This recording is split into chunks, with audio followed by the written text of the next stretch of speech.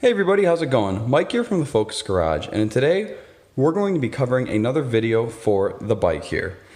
Something that's really nice to have when you're riding, especially if you're just kind of going for a cruise and you're in areas that you don't know very well, is the capability of navigation.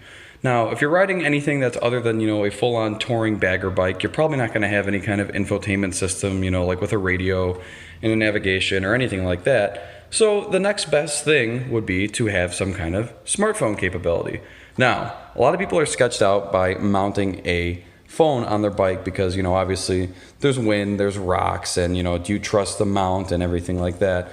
All of that comes into play, and I was very, very skeptical, but I do enjoy kind of going riding with no exact destination and then being able to come back and, know where I'm going without getting lost or having to worry about stop and pulling up my phone and everything like that. So I decided to look into phone mounts. Now, I did do a pretty good amount of research before settling what I picked here, and I will show you guys exactly what I jumped into. So this that I'm using on this bike is the Roam Copilot phone mount here. I did find this on, I believe it was either Amazon or eBay. It was a pretty good price. I will have the link in the description for the exact one that I bought. But there's a lot of things that I liked about this particular mount, and I'm going to go ahead and cover it in this video. So, first things that I like is the way that this piece mounts. So, it is super duper secure here. Super duper. So anyways, rather than the ones that have kind of just like this twist nut on like a plastic post, you actually have an Allen key on this one with, let's see here. It pokes through, and then you've got a nut on the bottom that gets recessed up into this little cavity. So it's adjustable, meaning it's meant to fit all different variety sizes of bars. So let me just pull this out of the way here. As you can see here, there are rubber inserts inside of this mount. These are adjustable, so you can take these out anywhere from 1 insert to 3 inserts, so that way the thickness is right up against your bars. I kind of played around with the mounting for a little bit because I wasn't sure how I wanted to have it set up. I had it once here, then I kind of moved it up here. The brake reservoir was in the way, so I ultimately ended up putting it on my left-hand handlebar. Pretty easy. I just had to pop this harness down and out of the way, so nothing too overly difficult there. I am using it with all 3 inserts, as you can see there. It was kind of difficult to get the third one in there. I tried using it with 2 inserts, but what happened, there was way too much play in this. And as you can see, you can literally take this and move my whole motorcycle around with it because this is on here so snug. So you don't have to worry about that at all. So you pretty much, install that bolt, put the nut in through the bottom and tighten it, and you're good to go. Something that's really cool is this particular mount actually comes with the Allen tool needed to tighten that. So, you're not stuck going through your garage looking for the right size piece or anything like that. They give you everything you need to install it. So that's kind of what it looks like installed there. And a little more about setup is this piece is a full swivel piece, so you can swivel it left, right, up, down, and kind of adjust it how you need to. On the back here,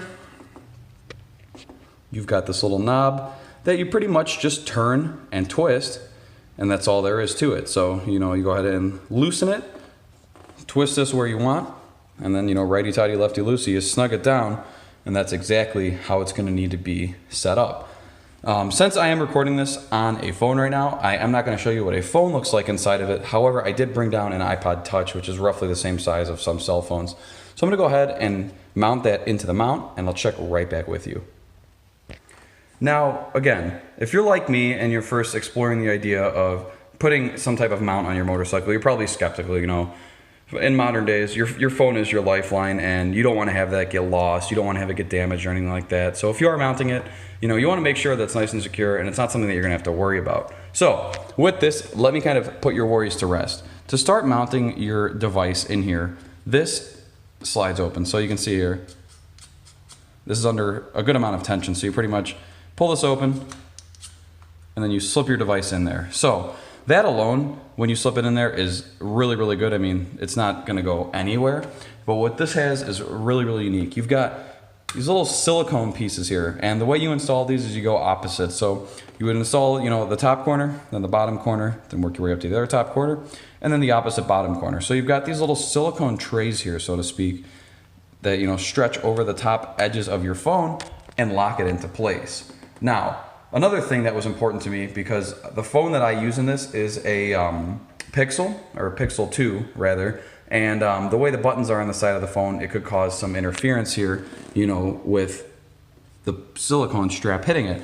Nice thing is with this mount, you can notice the sidebars here are pretty low profile. A lot of these that I looked at were very, very chunky and beefy, and the problem with that is that it'll hit the side of your phone constantly pressing the lock button or the volume button or something along the lines of that. So what this allows you to do is, you know, pull this open and you can slide the device up and down and then kind of place the silicone straps in such a way where it's not going to interfere with anything. So you've essentially got, you know, the best of both worlds, that it's nice and secure at the same time, but in the other sense, you're not interfering with all of the functionality of your phone. One thing I did have to turn off on my particular phone is it's got the kind of squeeze action with it. If you squeeze the bottom sides of the phone, you can launch your Google Now Assistant.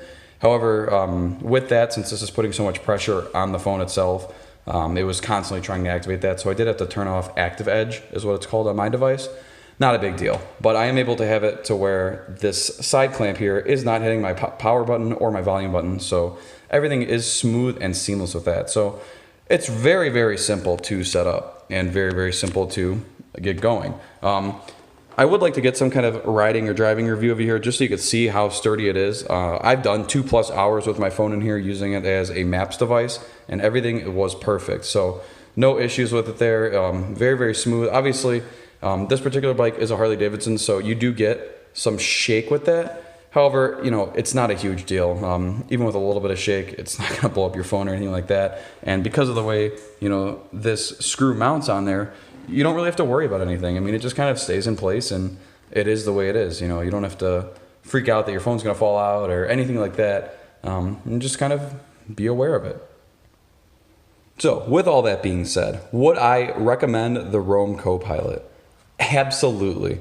I really, really like the way this mount works. I was skeptical of it at first just because, like I said, it was a little bit tricky figuring out how many inserts to use. It was a little frustrating. At first, 3 seemed like it was way too tight, and then 2 seemed like it was way too loose, so I couldn't really find that sweet in the middle spot. But after I got the screw to sit where I needed it to, everything was good. You know, clamped it around there, tightened it down, and that's pretty much it. You know, you could be skeptical of it at first, and, you know, go on some slower rides around the block, make sure, you know, it doesn't wobble around or fall out or anything like that. But kind of once you get that, you know, nervousness out of your head, so to speak, you're good to roll. You know, there is no real issues with it. I'll kind of step off here and see if I can show you what it looks like from the other side. You can see there, that's just kind of how it all, you know, works and operates here. You've got the little pivot ball there, and then the mount there. You know, it's very slim and low profile. Doesn't look big, bulky, or chunky or anything like that. You know, the biggest problem that you'd have is just how large your phone is and how much space it's taken up on there. So, if you do have any questions at all about this particular mount, definitely, you know, drop a comment down below and let me know. Other than that, I said that I will have the link for this in the description, so hold me to that if I don't. But definitely give this video a thumbs up if you like this sort of content. I do have a couple other small items to review, so I'll be pushing that out in the near future. This is Mike from the Focus Garage, and I will catch you in the next one.